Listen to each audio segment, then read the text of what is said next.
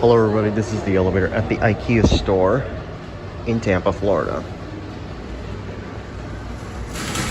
I remember this for a long time when I rode this thing. It's a Thyssenkrupp. Here we go.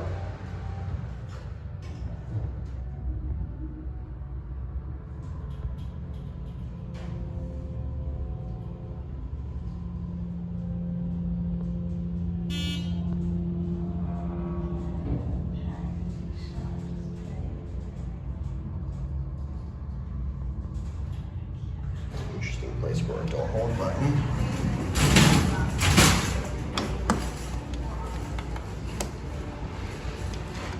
And door close button does not work. Here's your certificate. Whoa. At least the fan is not on.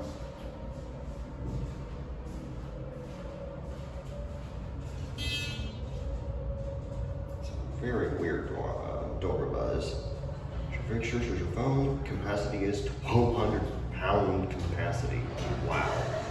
That is a lot.